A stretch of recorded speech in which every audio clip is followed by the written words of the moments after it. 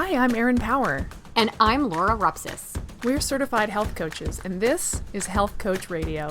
This podcast is about the art, science, and business of health coaching. We share our insider tips to help you become a better coach and entrepreneur. And we interview expert guests to discover how they've made it in this growing field. It's time for health coaches to make an impact. It's time for Health Coach Radio. We have two guests today, Chris Davis and Stephanie Aubrey. We wanted to talk to both Chris and Stephanie to learn how they've joined forces to create a collaborative health business in the brick-and-mortar space. Chris Davis is the owner of TriForce CrossFit. Stephanie Aubrey is a physical therapist on staff at the gym. Oh, and Chris's wife Megan, who didn't join us for the interview, she's a registered dietitian and she works at the gym too. TriForce is successfully combining fitness, nutrition, and physical therapy all in one business. For any coach looking to work in a collaborative space with other practitioners, there is much to be learned from this conversation. We would love to have you screenshot your podcast player and tag us on Instagram at Health Coach Radio. Don't forget the show notes for this episode and all previous episodes of the show can be found at primalhealthcoach.com/radio. Hey, if you're a practicing or aspiring health, fitness, or nutrition coach, I've got a pro tip for you.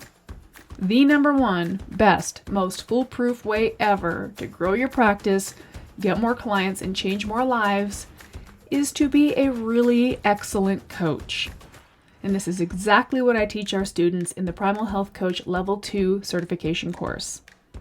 In this course, not only will you learn and practice advanced coaching skills, but we also satisfy the educational requirements to sit for the NBC HWC credentialing exam so you can become a board-certified health and wellness coach. No big deal. Stay tuned to the end of the show where Laura will explain a little bit more about what we teach, how, and why. In the meantime, you can head to primalhealthcoach.com/level2 to get more info. And with that quick sponsorship message/pep talk out of the way, it's time to get on with the show. Please enjoy our conversation with Chris Davis and Stephanie Aubrey. All right, Chris and Stephanie, I am so excited to have you guys here. So for all of you listening, this was a little selfish tidbit for me because I personally know Chris and Stephanie. They both served me with my move to St. Augustine. Chris owns a CrossFit gym, TriForce CrossFit, and Stephanie is a physical therapist there. So I just thought this little business venture that they have going on is a great example for many of you that are looking to start a business and to be able to work collaboratively with like-minded professionals. I just thought they were a great example of this. So thank you very much for joining us. Thanks so much for having us, Laura and Erin. Yeah, thanks for having us. We're excited. So as always, we'd like to start each conversation with just your origin story, because then our whole conversation just unpacks from there. So Chris, would you mind telling us a little bit about you and about TriForce CrossFit? Sure, absolutely. So I went to school undergrad thinking that I was going to be a pastor or youth pastor.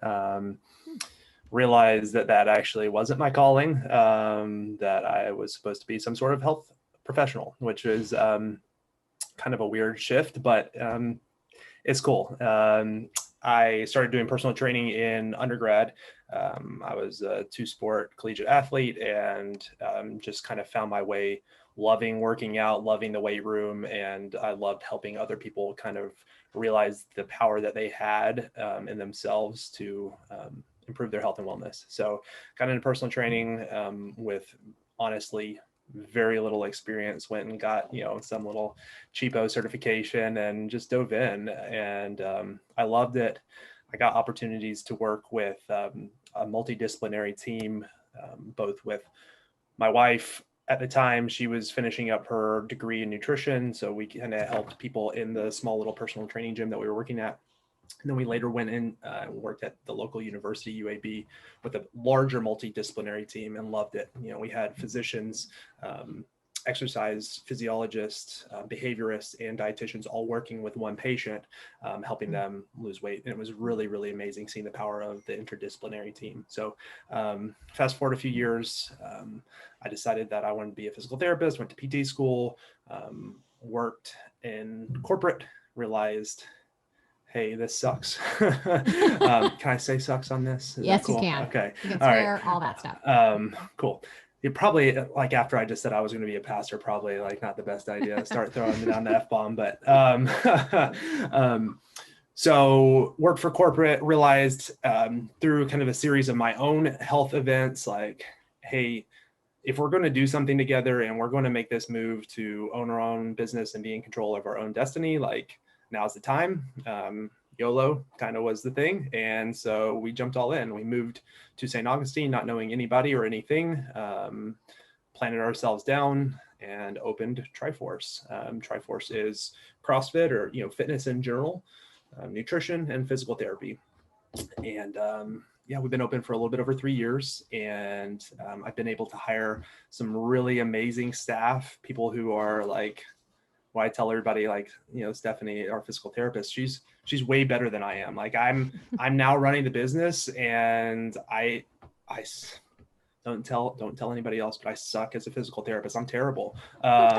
It's just that I've changed directions a little bit. And so I'd rather have Stephanie, I'd rather have these amazing coaches here doing the day-to-day stuff and actually helping people. And I'm in the background now. So it's pretty cool. But yeah, Stephanie, I realized that I couldn't do all the physical therapy myself. I realized I was trying to coach classes. I was trying to, run a physical therapy program and grow it. I was trying to help Megan with her nutrition, onboard people, all the things, and none of it was happening well. So I was really lucky, honestly. I put out, I think it was like an Indeed ad, and Stephanie replied, and yeah, it's been amazing. We love having Stephanie here.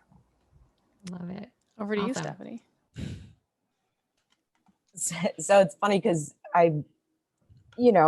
so I'll go through my story, but it's funny how I found him on the Indeed website, or I think it was Monster or something like that, because I've never found a job that way pretty much ever. And it was the middle of the night, and I was just tired of what I was in and the place I was working and just the rut.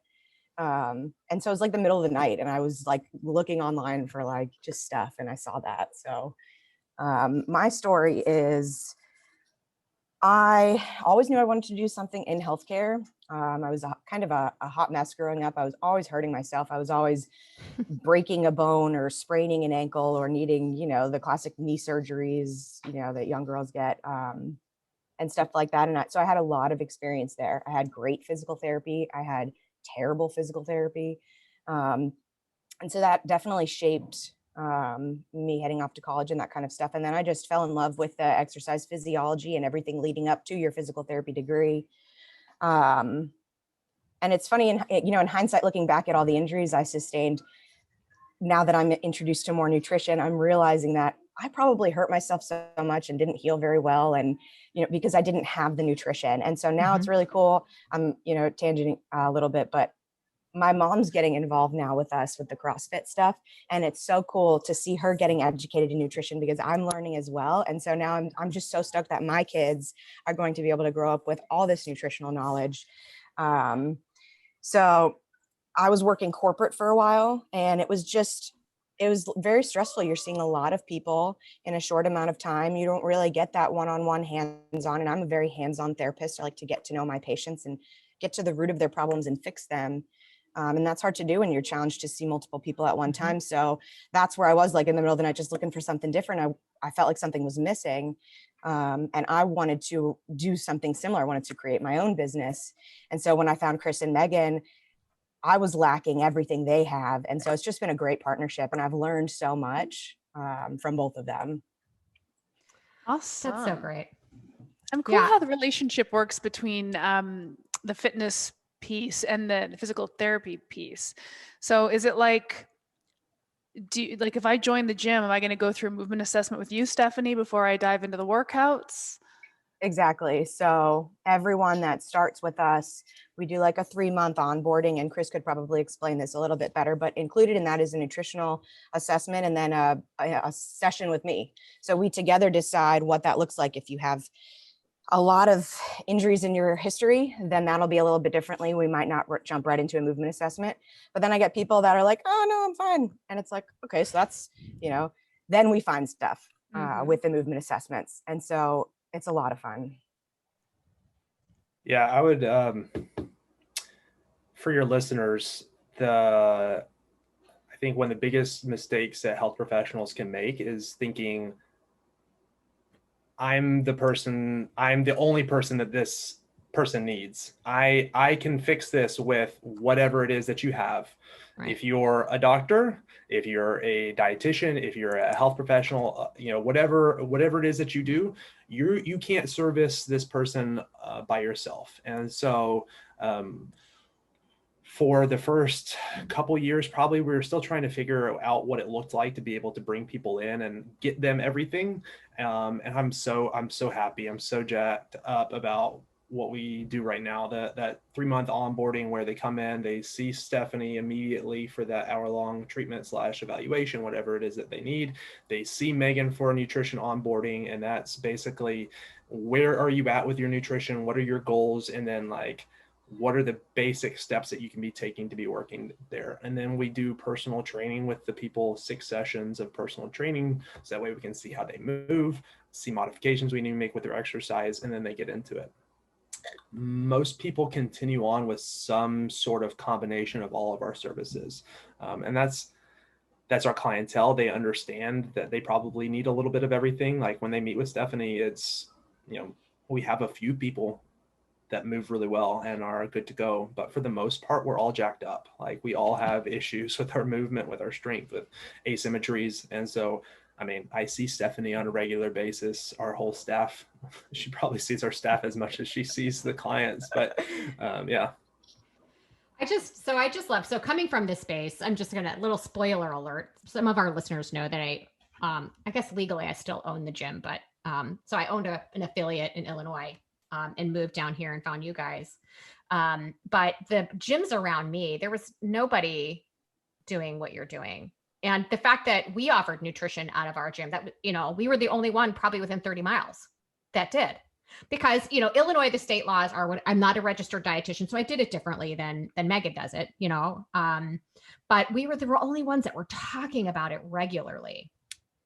It's such a huge differentiator. And you know what I love about this process that you just talked about, and I find this to be true, I don't care what industry you're in or what kind of business that you have, but one of the biggest mistakes business owners make, I think, is not making sure their clients know everything they do and that's available to them. I came from the finance world and I found this to be true. Someone might come in looking for one particular service and that's all you ever talk about. But if you don't onboard them and make sure they're aware of everything, and it sounds to me like when you bring a new client in, not only are you telling them what's available, they experience what's available from day one. And what a great way to continue multiple revenue sources from a business perspective, but be able to actually support the whole human from a fitness and wellness perspective.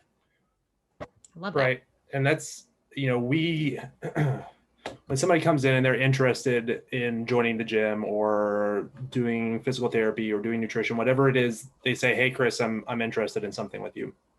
We sit down, we talk through their goals, and then it's not, hey, everybody that comes in does group training or everybody that comes in does this thing. It is a prescriptive model. So, hey, like you're coming to me and you're telling me that you've been trying to work out for the past 6 months, but you keep injuring yourself.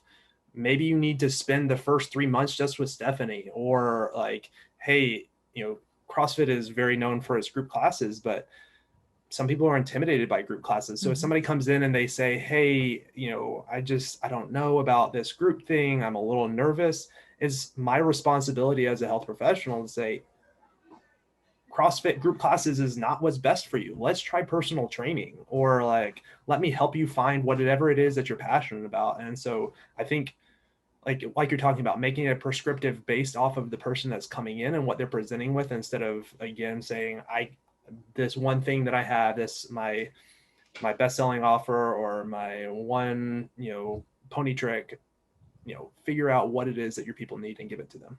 Mm-hmm. Well, and I like what you said earlier about kind of like this collaborative model is almost essential. Like, know your role and also know when to refer to somebody else. Don't try to be the jack of all trades, because then you end up mastering none. But I can imagine that in like as a CrossFit box owner, you you probably get some people who roll in and say, okay, I'm ready to join. I want to, CrossFit's great. I'm going to do 4 classes a week. Let's go. And you come back and say, well, we want to do this and this first. I want you to meet Stephanie. I want you to get a nutrition plan. I want you to do some personal training. And I can imagine you might get some pushback from people who just want to dive in. So how do you handle those objections? So it depends on the person. Again, like we do have some people that are transferring from other gyms. And so, somebody's like, hey, your CrossFit gym, I read your website. Sounds like it fits my vibe. It's closer, whatever the reason is, they're coming from another CrossFit gym. We can talk through that and we can figure out a way for them to get on. But people just coming off the street, hey, I've been going to the gym. There's things that I'm willing to compromise on, and throwing somebody out into class is not one of those things. And that's when you discuss that and you say, hey, listen, I know you're excited. I know you want to get out there and start doing burpees and box jumps. You're probably not ready. Like, let's ease you into this. This is about your safety. And we talk about longevity here all the time. Like, yes, CrossFit or nutrition or physical therapy, all these things can be used for a quick fix. Yeah, we can help you lose weight fast, but I would rather you have sustained long-term health changes. And so let's onboard you easily, so that way you can CrossFit not for this next 3 years, but for the next 3 decades. And so when people hear those things and realize, oh, well, okay, that makes a lot of sense. I want to lose the weight, but I want to be able to play with my kids, my grandkids. They start thinking long-term, it shifts their mindset usually. And then there's people that don't. And right. so, yeah. So what do you do? Yeah. Is that what you do? Okay. Yeah. That's what I was going to say, is if you get the people who are like, no. Anyway, yeah, I get all that, but I still just want to jump in and do 5 classes a week. Do you say, well, we're not the gym for you? And don't, do you actually cut them loose? Yeah, absolutely. In 3 years, I've had a lot of different experiences as being the business owner, of coming to the point of, I have to have everybody that walks through the door. You're like, the lights aren't going to stay on if I don't let you in and you in and you in and you in, based off of, this person's asking for this discount. This person wants this special exception. They want whatever. So I've been there and I've done that, and it's not where we are right now. Luckily, we're blessed that I can say, no, go to that other gym that you probably have already looked at. I would just reframe that. I don't think you're blessed. I think you created that for yourself. But I think that scarcity in the beginning is what a lot of coaches and business owners go through. Like, oh, I'm just going to let everybody in. But what's really empowering when you get to the point where it's like, this is how I help people, period. And if you don't want to do it that way, that's okay. There's lots of other CrossFit boxes for you to go to. Bye. Go have fun. Yeah.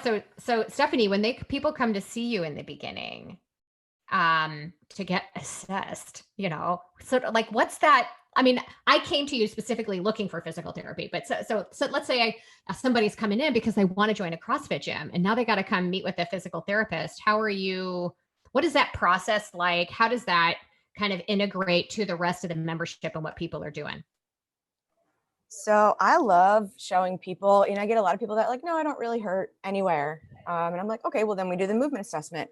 And then I see things and I work on them with, hands-on or, stretching or what have you. And then I reassess that movement, and then they're in because they move better. They feel better. They're not restricted. And they're like, I didn't even know I could move.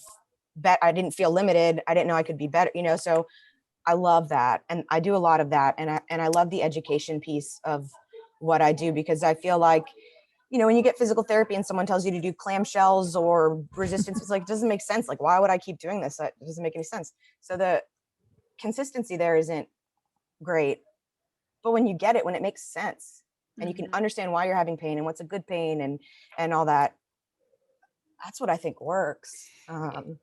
I think it's really neat model in a fitness setting. So I'm going to a physical therapist that's kind of the same arrangement that you guys have. And I went in just because I didn't feel like I was moving well. I think I can move better. That was it. I just had an appetite to move better, which I know a lot of people, maybe Stephanie, you wish more people would come in with that sort of like mentality. Right. But what's really cool is the physical therapist can do a little bit of maybe like fascial release on me, get me to do the clamshells. And then I can go over to a squat rack and actually execute and see and actually experience the improvement like right there, because I think that's what's missing a lot in previous physical therapy I've had, where it's like, okay, go away and do these exercises on your own and it'll all, and I just don't, just like no buy-in. But it's pretty cool when you can actually then kind of execute a move and see that it is got that kind of quick fix, quick win that people really love. If you pay attention a lot of times to these high volume clinics, a lot of people are doing the exercises with poor form. So all you're doing is wasting your time reinforcing poor form, and you're going to have more pain. And sometimes you even ask people like, does that hurt? And they're like, oh, a little bit. I'm like, well, it shouldn't. And they're like, oh, okay. Right. And then we talk about it and we figure out how to make it not hurt. And then it's. This is such a common, the comment both of you made about working in a corporate space and how painful that was is something I hear every single day. So you guys aren't really aware of what I do day to day, other than just my health coaching business. My role here at Primal Health Coach Institute is to talk to people who want to enter this field. Okay. And about half of them are sort of already in the field in some capacity, but they want this, like, I want to do it my way. The way I'm told to do it in whatever world I'm in is not working, and I want to do it a better way. And then, of course, there's others that are probably working in some other job, unrelated field, that have a passion for this and want to figure out kind of how to get started. So I guess I just want to make a plug for having the courage to get out of that big corporate space. I know it feels stable and I know it feels safe, but the benefit on the other side, when you take that step and take that risk, is enormous. I would love for both of you, if you don't mind, speak a little bit about what that was like for you, going from kind of this corporate position and the stability or maybe security that came with, to starting your own business or working with a smaller business. In your case, Stephanie, what was that like for you? And what was it that gave you that confidence to take that step? And that was a big question. I don't care which of you answers it first, whatever. Yeah, that's a great question. I think there's a lot to unpack there. The tipping point for me, like I mentioned earlier, was I got diagnosed with Lynch syndrome, which is basically a genetic disorder that puts me at risk, like 80% chance of developing colorectal cancer by the time I'm 50, which is kind of crazy, right? Like, both my parents died at a young age from mostly preventable health issues. And so it was one of those things where it was like, okay, like, yeah, there's things that I can be doing to be preventative with this, and there's things that I can be doing to take my health into my own hands. But in regards to how I'm going to live my life, it's going to be up to me. I opened a corporate clinic for another company, and I was clinic director. I did all the marketing. It was literally me and a space, and I was working with one of my patients, and they said, "Why are you doing this for them when you could do this for you?" And I was like, light bulb. So yeah, when we decided to make the move, it was in steps. When we moved down here, I still worked, PRN for another company to pay the bills. So I was literally working enough. I would open the gym, I'd coach the 5:30 and the 6:30 a.m. class. I'd go work for, big corporate, made pretty good money, enough money that I could come home, work 5:30, 6:30 p.m. classes, and then use the money that I made doing physical therapy to pay for the gym to be open, because we didn't have enough members. Right. And so it was like, at some point, I think we'd been open for maybe 5 or 6 months. I was like, I'm dead. My personal bank account is being ruined because I'm spending my money keeping a gym open as, almost a hobby. And at some point we just had to jump off even more than we had already jumped off, and say, lose the safety belt, like, just go all in. And we did. And as soon as I quit my job, it was like, okay, there's no plan B other than, you can declare bankruptcy. Like, if you're a hard worker and you're a go-getter, like, that's the worst case scenario, is you lose your house and you start over. Like, they're not going to put you in jail for your business sucking. So there was always, I guess, that, like, if you fail, so what? You try again and you do it over and you start over again. But I think getting to that point where it's like, this hobby thing isn't going to work anymore. I'm going to have to, we hired a business coach. That was really, really important. And that's one thing that I would say to all of your people. If you are trying to do this on your own, maybe you'll succeed. Maybe you'll be able to put food on the table. But if you want to really kill it, and that's okay. Like, and that's the other thing that I want to say is like, I think as health professionals, we can be very giving, and we can be, you know, we all get into it with a servant's heart. But it's okay to want to make money. Like, it's okay to want to have nice things, and you can do those things simultaneously. So, I don't remember why I started saying that, but yeah. No, I mean, Aaron can attest to the value of a business coach. We've interviewed lots of them on our podcast on the value of that. So, because we talk about this whole kind of imposter syndrome, but also there's a lot of folks who just feel guilty when it comes to the sales process and charging people good money for a great service. Stephanie just raised her hand. So, and I'm sure that might be to a certain degree, a little bit of what's scary going from a bigger corporate entity where it's, this is how much it costs, to running your own business, right? So Steph, talk a little bit about you leaving that. So tell me a little bit about what wasn't working and then what you were looking to achieve and how you've been able to incorporate that here. So I learned a lot working in the corporate world. My first job, they taught you all about, you know, billing and charging insurances and how to use what codes. And, you know, in hindsight, I thought it was cool, but it makes sense because they're, you know, that they're making you make them money, you know? So, but I learned a lot. I also learned a lot about the different types of healthcare practitioners out there, speech therapists, occupational therapists, neuro. I learned a lot about vestibular therapy. So the experiences I got in that corporate world, I would have never got here. But I think all that prepared me to end up where I am now. So kids is really, I think what changed a lot for me is, you know, besides the stress of seeing so many patients at one time, and I had no time for kids. And I had two young girls. Right now they're 5 and 3.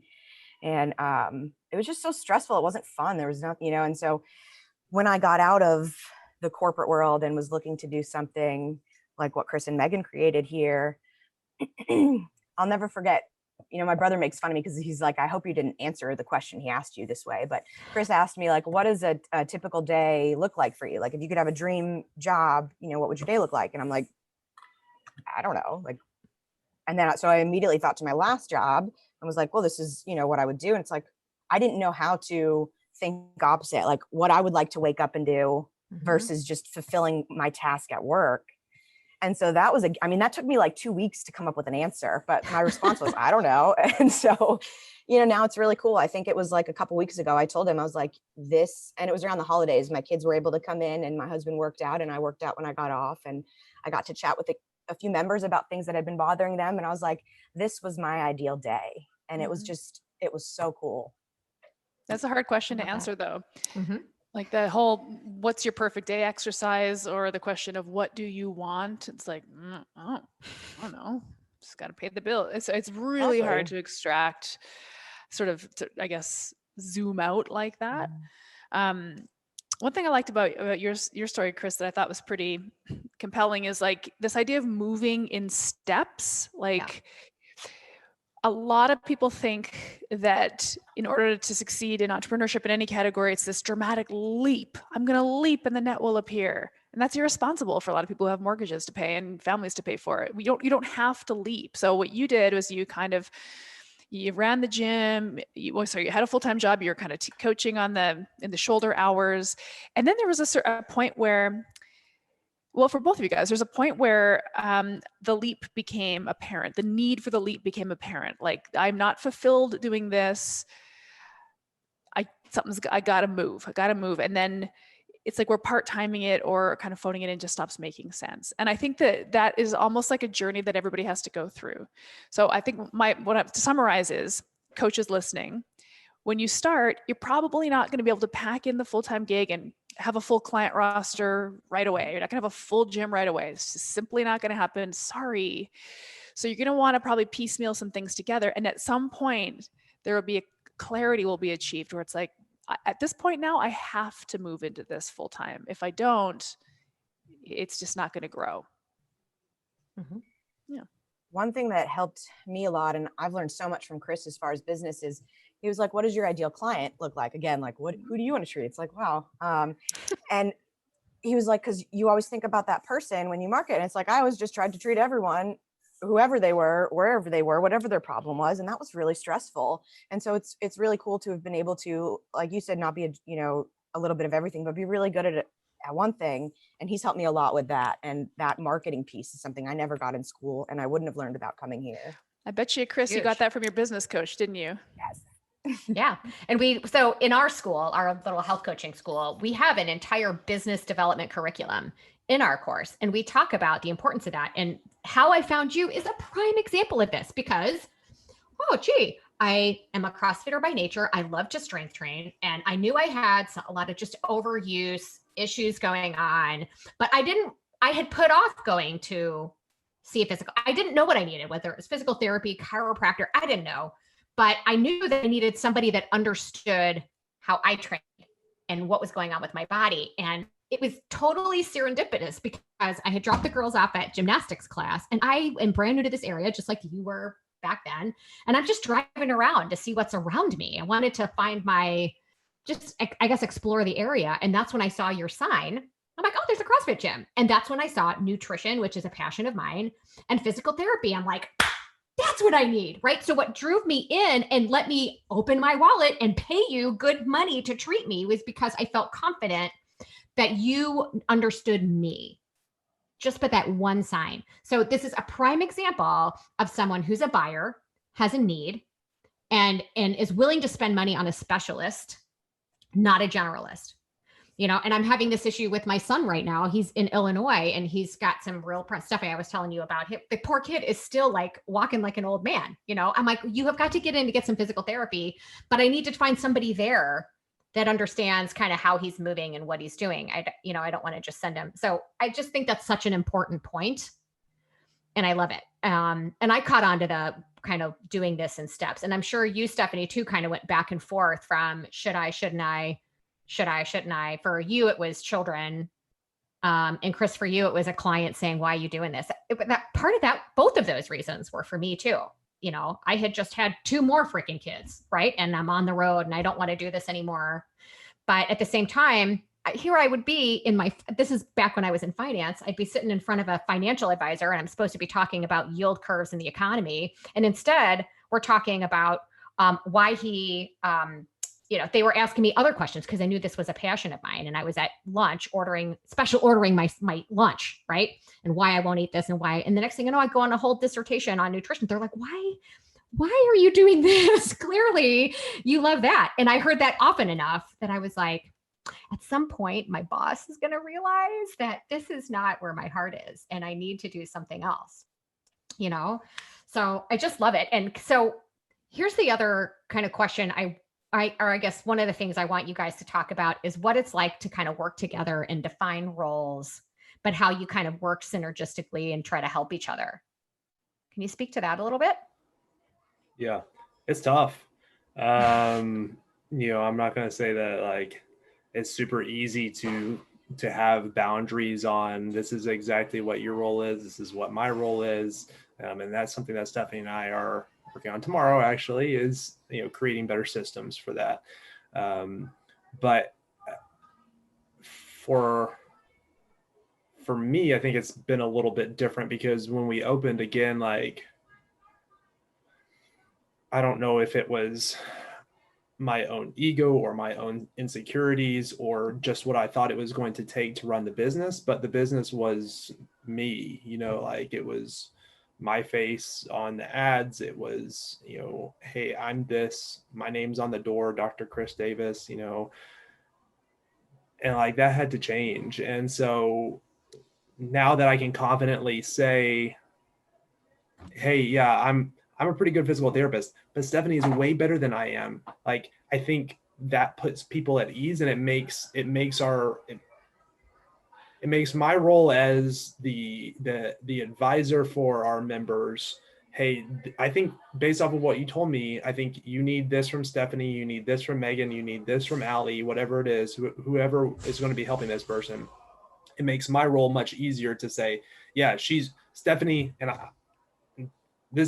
not BSing people. Like I'm not blowing smoke up Stephanie's butt. Like she's amazing. And so if somebody can use her services, it's really easy for me to say, hey, just go see Stephanie.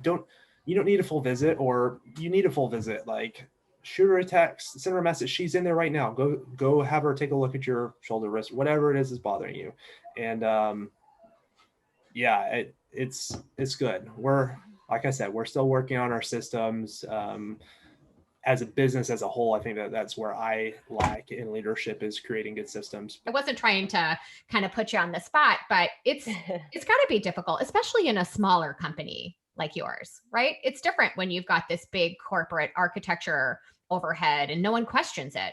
But you've got a small business that you're building from the ground. I totally get that, Chris. Like it's my business, and I think that's a very common trajectory, and we see it even. And sometimes you have to do it. We talk about this with our health coaches. You go to business for yourself. Mm-hmm. Not only are you the coach, but you're the marketing person, you're the finance person, you're all of these things. And now you're blessed to be able to have the ability to branch these roles out. But it's also, trying to figure out how all that works is a process. Go ahead, Chris. And I would say much more than my relationship with Stephanie, my relationship with Megan with this business is, that's tough. And probably a lot of your listeners are like, hey, I'm going to do this. My spouse is doing it with me. Good luck. Really, really think about things before you do that. Like gird your loins and get ready to go. And that changes too, because, our org chart has changed. Megan has stepped out of, we were co-owners and we were doing everything together at the beginning, and realizing that's not her passion. Those aren't her strengths. She's an amazing dietitian, and she needs to be helping people with their nutrition. Mm-hmm. She's a great coach too. She does all those things well, but when both of us were trying to make all the same decisions, didn't go well. And so realizing getting back to your question of how we all interact, I think, test something out, create mm-hmm. your org chart, however you want to do it. If it doesn't work, be okay with changing some of those roles and having somebody say, hey, this isn't for me. I'm not good at whatever. Great. Mm-hmm. Find somebody that is and build in behind them. Yeah. Mm-hmm. You got to have that kind of like a beginner's mind almost. Like, I'm probably not going to knock this out of the park on the first try, and that's okay. Like, we're just going to, if we don't try something, then we're just going to keep doing nothing, first of all. Right. But one of the things that I think is a good place to start, and kind of Stephanie, you touched on this a little bit when you were giving your origin story. I picked up on it. Like, one of the places I think that is good for a new coach or business owner to start with is the customer experience. What mm-hmm. is this like from the perspective of a customer? We're all consumers of things. What is the experience I would like to have onboarding into a multidisciplinary fitness center? What is the experience I'd like to have with a physical therapist? I've had good physical therapy. I've had bad physical therapy. What did I like about the good? What did I not like about the bad? And like, honestly, whether you've owned a business or not, you've been a consumer of a business and you know what you like and what you don't like. I think one of the things that makes me a little bit different is I'm not afraid to say I don't know. Like if someone asks me something, like, what do you think about this? I'm not afraid to say, I don't know. And mm-hmm. I hate when you go to a doctor and they think they know everything. They have to answer every question. Like, I don't expect the doctor I'm seeing to know everything, but maybe he could have a suggestion for who might be able to help me with that question or where I can look to find that information. And I just don't feel like that happens a lot. And I like that educational piece. Yeah. Yeah. That's super important, especially in this realm and especially for health coaches listening. Look, if doctors don't know it all, I sure don't. Right. And there's absolutely no reason to put the pressure on yourself. This is where imposter syndrome comes from, right? From feeling like a fraud because you don't know it all. However, what I do know is a lot about a specific thing. And that's what I can run with. And So look, my clients tend to all have the same problem. Same thing with Erin. I have a specific niche that I work with. And Erin does too. She's very, very focused on her messaging and all that. I'm still getting better with social media, but it's not good, but I'm working on it. But that being said, all of my clients kind of have the same problem, and I'm good at fixing that problem. Do I know everything? No, but I do now. I have a lot of confidence that I know enough to do a lot of good. And what I don't know, I know where to go. And that's the important thing, Stephanie. You're absolutely right with that on kind of who to go to round that out. Every person's going to be different. And yeah, even within the same health, I treat a lot of people that are currently getting physical therapy, and they're like, well, my PT doesn't do this. Well, everyone's a little bit different. And pain is such a subjective thing, and there's so much that goes into it, which is why I just love the nutrition, because there's so much, I can only do so much for pain. There's so much more to it, but food and the things you put in your body are huge. So being able to talk to them and send them to Megan. But so what got me really into this was I started CrossFit with one of the worst kind of injuries I've ever had. And it started because I had an ACL surgery in 2016, and super long story short, it got infected. And I was walking around, and that healed. And then I had pain, and it just wouldn't go away. And I would ask my surgeon, and, oh, nothing, keep taking ibuprofen, keep taking your pain meds. I asked other PTs. I'm also PT. I was asking everyone to try to help me figure out what was going on with my knee. And after 6 months or so, they were finally like, you just got to keep strengthening. So I was like, okay. Well, a year and a half later, I ended up like, something's really not right. The screw that they used for my original ACL surgery, my body didn't react well with. So it was actually backing itself out, but it wasn't going towards the surface. It was going towards the joint line. So when I finally got treated, because again, I had all these doctors and everyone telling me nothing was wrong, you're kind of crazy, whatever. There was a hole in my tibia. I had to get a hip graft. So I had hip surgery. I had a nerve that had to be decompressed because it felt like water was running down my leg. I mean, my knee just completely crapped out on me one day. And like I said, I needed the hip surgery. I had an avulsion fracture in my knee. And I was walking around like this for 2 years, and everyone was telling me everything was fine. And God. I wished I had someone just sit down and take a step back and say, all right, let's look at this objectively. And I probably wouldn't have had to go through everything that I did. So I hate when doctors don't listen to you. I like to listen to my people. I learned in PT school, your patients will tell you how to treat them if you just listen. And they do. They tell me what's wrong with them. They tell me what makes it better. They tell me what makes it worse. And that's it. Must be really difficult as a physical therapist too, because so many people are so like disconnected from the experience of moving in their bodies.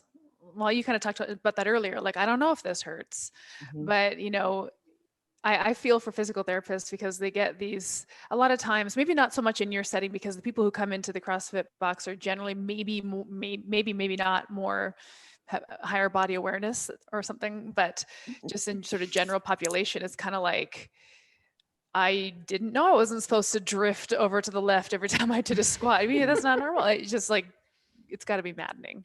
You got to be surprised. A lot of CrossFitters too are pleasantly surprised when I show them things, because that's what I love about working here is everyone here is invested in their health.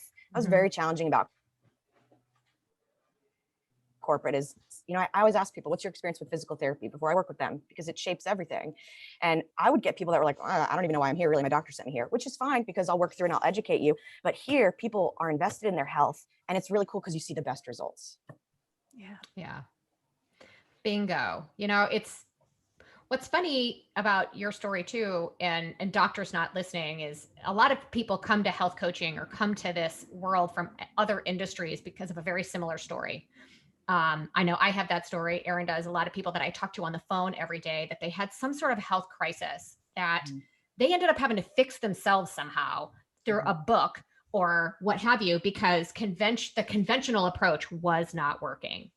And for me, it was diet, right? I went to go see who, by license is a chiropractor, but also acupuncture, kind of did some Chinese medicine, but really it was through food. Right. But he listened to me, and he spoke to me in terms that I understood. Right. And he's like, let's do. But for the other thing too was, do you think you can try this? He asked me what I thought I was capable of doing. I love And that. when he asked me that, I almost felt like I can do that for you. Like I wanted to please him, right? Rather than just being told what to do. And it's after having that experience that draws people down this path and this aha moment of, wow, I think I can help other people. It's just really cool. But what I learned the hard way, and I would love for you guys to speak this, is just because I'm passionate about it and it's so obvious to me, and like, why wouldn't you? There are still people that I see all the time. Like I've begun to accept that I can't help people that don't really want to be helped. So I no longer give unsolicited advice, first of all. And second of all, through my coaching practice too, I've got to feel comfortable taking that expert hat off a little bit and listening to the client and what it is they're saying and help them put into words what they're trying to say a little bit, so that we can kind of move the path forward. And my sort of view of what coaching really is dramatically different from what it was when I first started. I thought it was me being the expert telling people what they should be doing. And at the end of the day, I now know it's just empowering my client to make the right choices and delivering, I heard you use the word education, along the way, in a place and at a time when it's relevant and they can actually absorb it all. What's cool is too is how much I learn from my patients. I love the things that I learn by treating and listening to them. It's so cool. Yeah, I love it. You know, from a business perspective, I heard Chris kind of speak to this too. And I hear it every day, is a lot of people asking me, you know, well, what can I really make? And what does a day look like? You know, as a health coach, you know, what does my morning look like? And I'm like, oh my gosh, I can't tell that to you. You've got to kind of design that for yourself. So both of you, I heard this a little bit in your stories that you kind of wanted something different. Can you speak to a little bit about kind of moving out of that space? Because I have two schools of thoughts on this. One is have your vision and move towards your vision. And then the other is you don't want that. So let's just move away from that.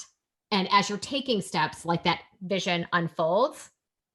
But to the same degree, you have to be careful about kind of the trap that you were stuck in, Chris, which is now I just have this other business that created a second job and is wearing me down.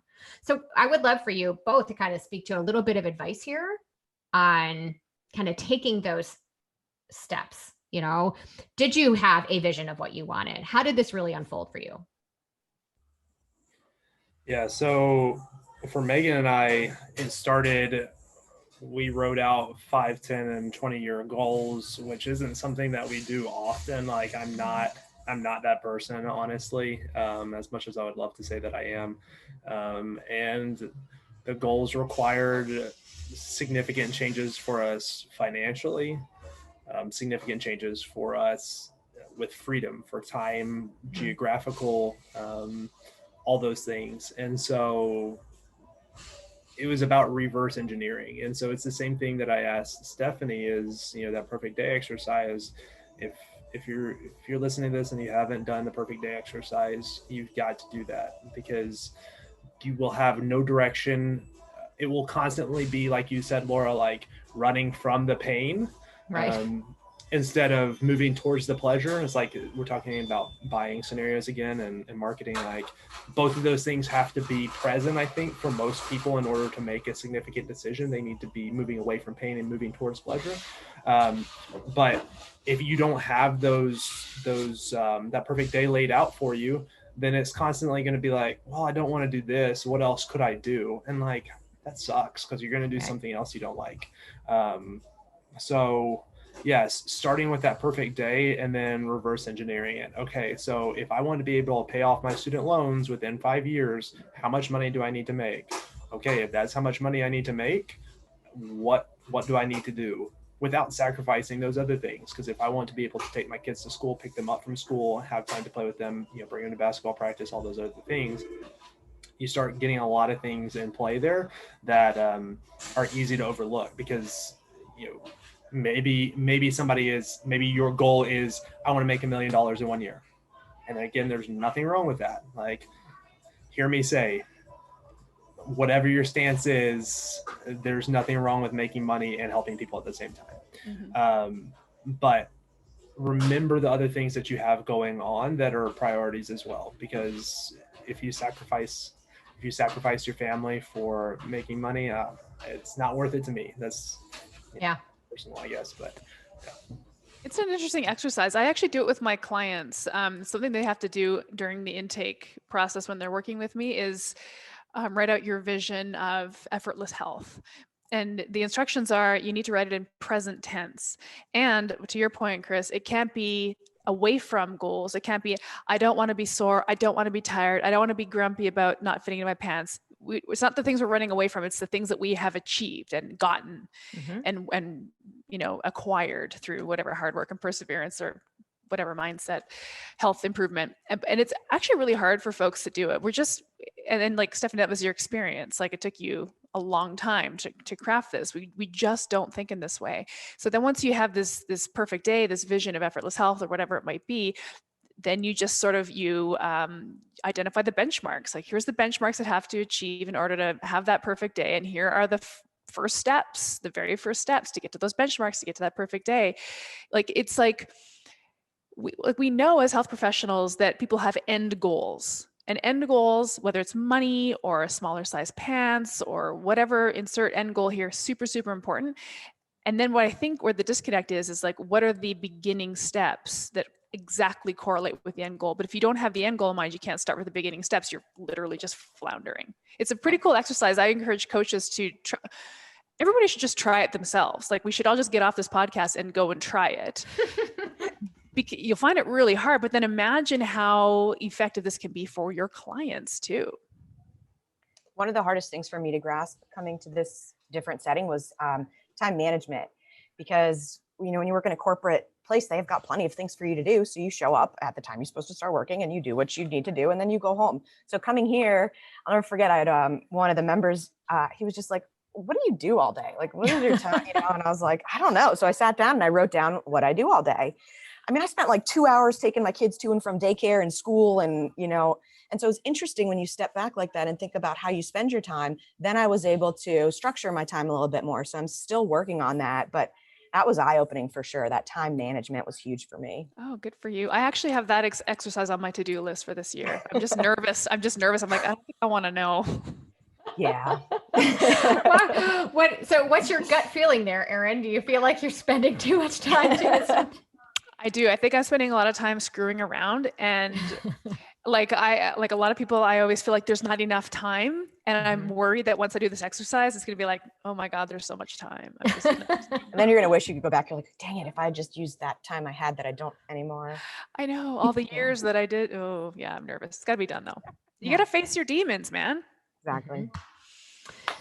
What do you say? Because I 100% agree with you that you've got to have this sort of end game in mind, or at the very least, the way I explain it when I'm on the phone with people who are like, where am I?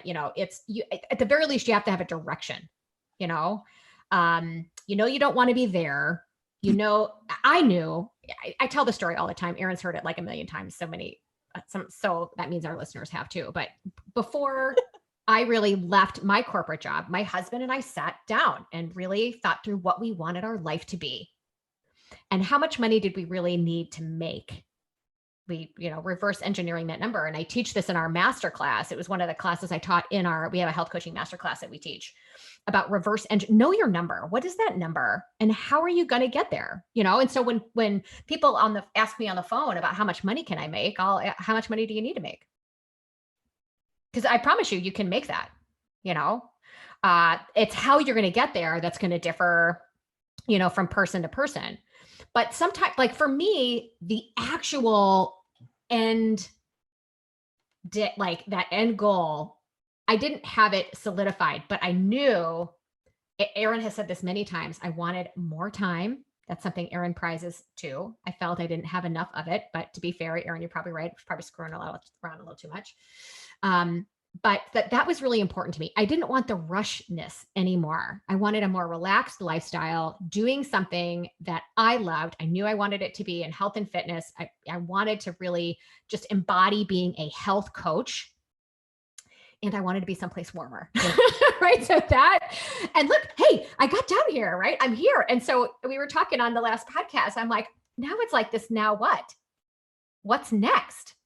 Because I'm not done, but at the same time, I kind of feel like I just want to enjoy this for a while. Right.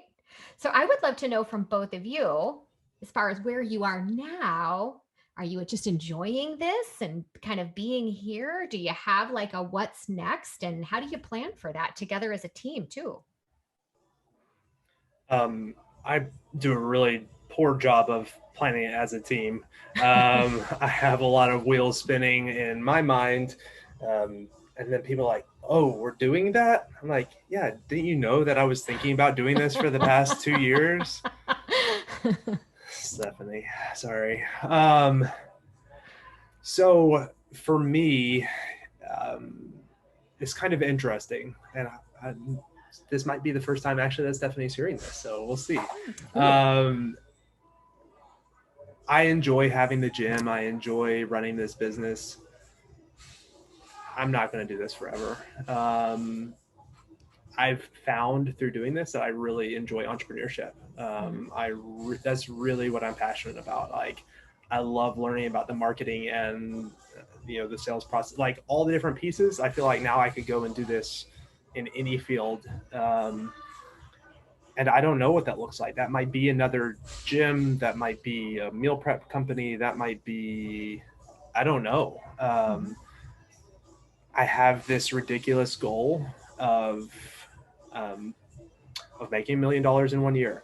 And I don't love money. I don't love stuff. Like, I drive like kind of a crappy car. Like, I don't have nice things, but I don't know. It's like this challenge in my mind of like, hey, I really want to do this. And so my mind's kind of working on the gym. Our current setup, probably it can't happen. What's going to propel us to that next level? So we've got a few things, kind of gears moving, nothing definitive though. So yeah, I have to have Stephanie ready to take all this stuff over before I move into something else. One thing that's cool though about that, before you go, Stephanie, Chris, is just that you kind of sheepishly dropped in and ran. I want to make $1 million. But so it's like, maybe you're not quite at the point of like embodying that yet, but getting there. But what's interesting is maybe if you look back at like 3 or 4 years ago, Chris, never maybe would even have had that sheepishly as an objective. It's so wild. Like, this is what I think is really cool about entrepreneurship, is that you learn so much about what your potential is that you would never have realized if you kept working in a corporate job. And not no hate, no shade to corporate jobs. I had one for 20 plus years, but it definitely stymies your potential for creativity and growth, because you're getting paid a paycheck to show up. Like you were saying, you show up, they give you something to do, they pay you every 2 weeks. That works out. And for a lot of people, that's great. But for some of us, it's not. And then when we get out of it and we realize, like to your point, Chris, like, man, there's lots of things I could actually do. Wait a second. The world is actually my oyster. Wait, I can make $1 million. I know I can. Years ago, that wasn't even like on your radar. So cool. And it doesn't even have to be, I think, like you said, coming in with a beginner's mind. You mentioned that a while back. Like, you come in and you're just, let me learn everything. Let me figure everything out. I'm going to screw up. That's okay. And then you start realizing, like you mentioned, the unlimited potential. Like, I don't even have to grind my way there. Like, it could be, I could maintain my, time freedom, my spatial freedom to go on trips with my family once COVID's over. I can maintain those things and still be hitting ridiculous goals. I don't have to sit here and destroy myself in order to make these things happen, which is, again, like all of this, I think everything we've been talking about is, once you are in control, it is empowering, and there is nothing that can hold you back other than fear. And that's it, I think. Yeah. Yep.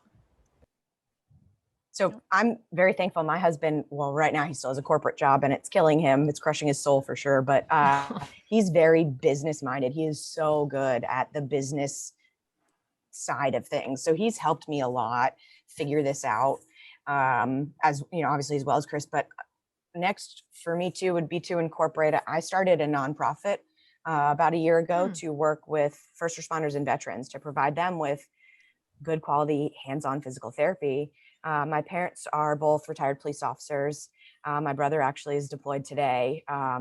He is in Germany getting ready to go to Iraq. But so the passion to treat that population and not just put them on machines and send them home, but to educate them and teach them how to manage, you know, the mental side of a lot of the stuff that they deal with. But, you know, especially physically, the, you know, the first responders and their veterans, their body, they rely on their body. It's life or death. It's not just, you know, I ache when I stand up from sitting all day. So the passion for me to provide good quality hands-on, to listen to them, for them to, it's okay to say your back hurts. We can help you, instead of just, you know, always suppressing any hurt, you know, and so that's kind of, I think what's next for me is finding out a way to provide scholarships for these people to work out at a CrossFit gym, because it is a lifestyle. The nutrition is huge. The physicality of it is huge. And all of that makes the mental piece, I think, complete. And that's, I think, a big piece for first responders and veterans. That's awesome. As a matter of fact, I saw one of your clients. Oh yes, I came in. Tyler. Yeah, He's a triple amputee. That's kind of where a lot of this started. And he would be a fun one to have a podcast too, because he's amazing. But yeah, he showed up to my clinic, and again, corporate, with a script for low back pain. And he was a triple amputee. And I, you know, so, and then we worked together for years, and it was cool to see how he interacted with everyone. So not just him, but like all my other patients that fed off of him, and that community and that environment and the mental stimulation that just, it was great. So that was really a huge part of it for sure. And seeing him do CrossFit, seeing the triple amputee, I know. I saw him out throwing a med ball around. Yeah, it's amazing. He crushes my front squat. I mean, it's amazing. Box jumps. He does box jumps. Oh my gosh. Yeah, I gotta see it. So cool. So what would you say to, because this is a question that comes up a lot, you know, how do I approach a business owner, like someone who owns a gym, or maybe someone who is a physical therapist, about wanting to collaborate and work together? First of all, so this comes up a lot, and I would always give them my advice before. I'm like, well, first of all, I really don't need to hear all about you and how awesome you are and every credential you have. You need to really approach me with how this is going to benefit me and my people, you know. But you know, if for people listening that want to build like a collaborative professional relationship with other professionals, what advice would you give them to kind of approach that relationship? Any thoughts there? For me, I like trying, and I learned a little bit of this from Chris actually, but learning what they do, what do you do? And really starting there is how I take that approach. Absolutely. Yeah, I think remembering that the way that we're marketing at that point, right? And the way that you market B2B versus B2C is completely different. Like you mentioned, it goes from like, how can I help you? Like the customer is like selling, I have to sell my benefits to you, like the features, all those things. When I moved to selling to a business, it's has nothing to do with me. It's what are you going to gain from it? And you mentioned that. We recently had just a kind of an awkward and a really uncomfortable experience with somebody that was coming in and trying to collaborate with us, a meal prep company. And there was no mutual benefit. It was here, hey, you know, kind of like, how can I sell to your members? And it's like, what? Like, no, they don't need you. They didn't need you before. They don't need you now. Let's talk about how we can benefit each other, you know, like, and so I think it will be the same for any of your people, is figuring out people that you can work with synergistically and going in with, hey, what are the needs of your people? If they would have come in and asked like, hey, what do your people need? I could say, our people need meals with macros. They need, you know, this is kind of our general approach to nutrition, as far as needing lots of fruits and vegetables, you know, all these kind of different things.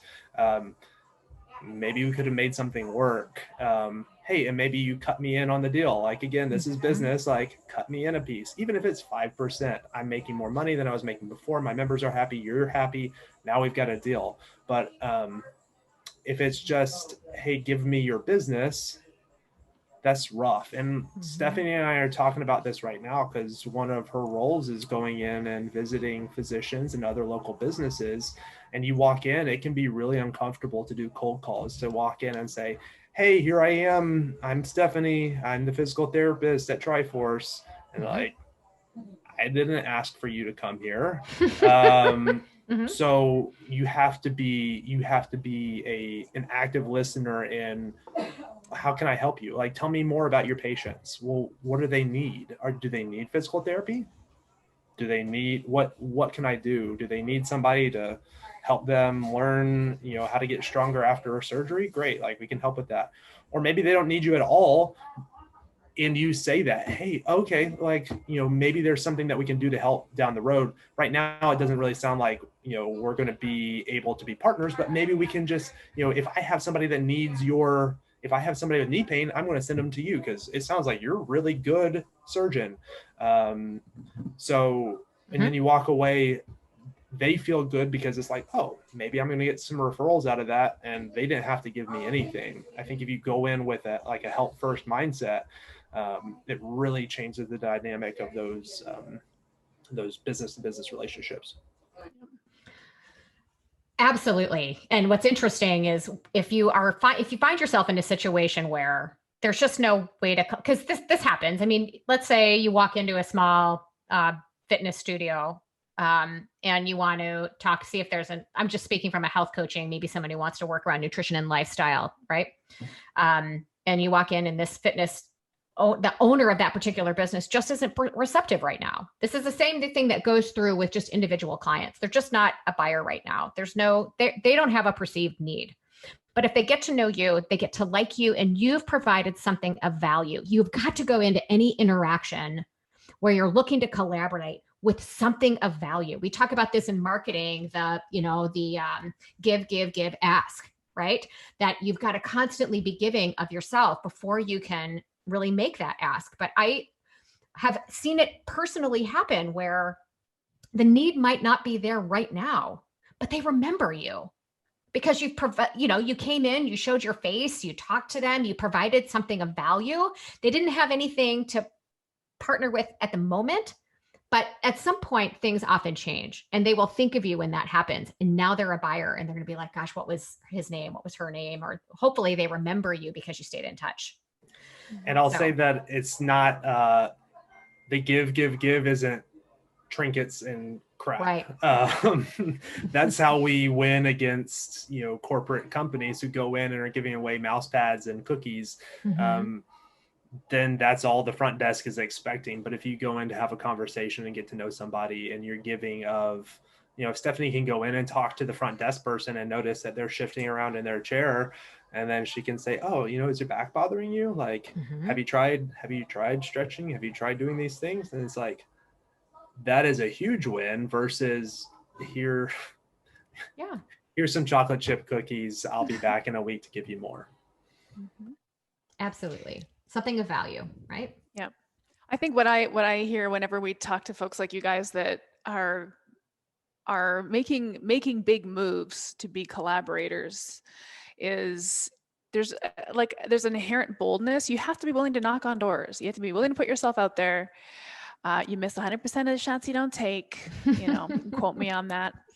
That's Michael Scott, right? Michael Scott. Yeah, that was it. It was Wayne Gretzky, everybody. Okay. So that's an inside joke for Office lovers. Okay.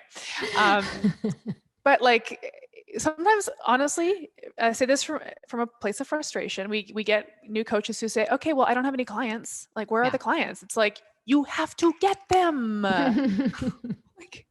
So anyway, just a little bit of pep talk in favor of just putting yourself out there. Be bold. It doesn't come naturally to a lot of people. Right. Truly. So do the best you can, do the most you can, do something. Chris is good at nudging, not pushing, but like a little friendly nudge to get out there because it is uncomfortable. Yeah. Oh yeah. It feels a little weird at first, especially if you don't have the confidence in your own value. And that's why you've got to kind of do the deep work within yourself to know that that's there, there were occasions where I had an opportunity. I didn't have trinkets. I didn't give that kind of crap out, but I knew I could talk about this particular topic that served this particular population. Would that be a value? I'm happy to come do a free talk. People would jump on that, especially if they begin to know you, like you, trust you, and that you're not going to, that you're not trying to sell something. You're trying to share something of value and provide something of value. I've had more people than not take me up on something like that. That's not that people don't say no. They do, but that's okay. You will survive. You won't die if somebody says no. That's okay. So I love that. I always try to remember that Michael Jordan was cut from his high school basketball team. That's right. That's my go-to. It's like, all right. Just 'cause someone says no, it's okay. There's that meme that's going around right now about the Queen's Gambit. Did you guys see that meme? Oh. So the Queen's Gambit, this amazing show on Netflix, has been viewed by 62 million people around the world, but like 9 producers turned it down because it was too corny and chess. Who cares about chess? Anyway, exactly, right? You never know, right? You never know. Exactly. That's right.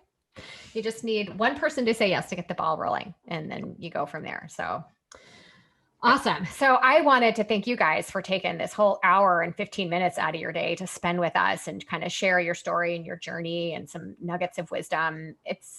I just thought you guys were a great example of people out there doing real work, doing great work, and working together and growing together. So I thank you very much. Yeah, thank you so much for having us. And can I make a plug real quick? Yeah. No, Of course. I'm just kidding. There's no plug. No, you can't. No, there's nothing. No, there's nothing. Well, we were going to ask That's you where people can find you, because look, there may be people locally that want to come into the gym or what have you, but more than likely what you're going to find are people that want to follow what you're doing and kind of, maybe join your mailing list or kind of follow you on Instagram and kind of see what you're doing. Because you never know what kind of connections come out of that kind of stuff. Absolutely. So yes, I would love for you to talk about where people can find you. Sure. So yeah, and I'm obviously passionate about all this stuff. I would love to talk with anybody that's interested. That's like, hey, that kind of sounds like something that I would like to do. Tell me more. My cell phone number is currently the business number, which is not good, but go on our website, TriForceCrossFit.com, and you can shoot me a text, give me a call. More on Instagram, more on Facebook. We're not savvy enough to be on TikTok yet, so don't try to find us there. We're not there yet, but we're gonna get there. So website or Facebook or Instagram, TriForce CrossFit. Awesome. And everybody listening, they are currently sitting in the gym right now. So that's all the background noise that you've heard. These are real people working in a real gym with real humans, taking an hour and 15 minutes out of their day amongst the chaos to talk to us and share. So thank you so much. And we'll include the website and the social media stuff in the notes. And thanks for having us, Laura. Nice Awesome. to meet you, Erin. Yeah, it was fun. Thank you so much, guys. You're welcome. This podcast was brought to you by Primal Health Coach Institute. To learn more about how to become a successful health coach, get in touch with us by visiting primalhealthcoach.com/call. Or if you're already a successful health coach, practitioner, influencer, or thought leader with a thriving business and an interesting story, we'd love to hear from you. Connect with us at hello@primalhealthcoach.com and let us know why we need to interview you for Health Coach Radio. Thanks for listening.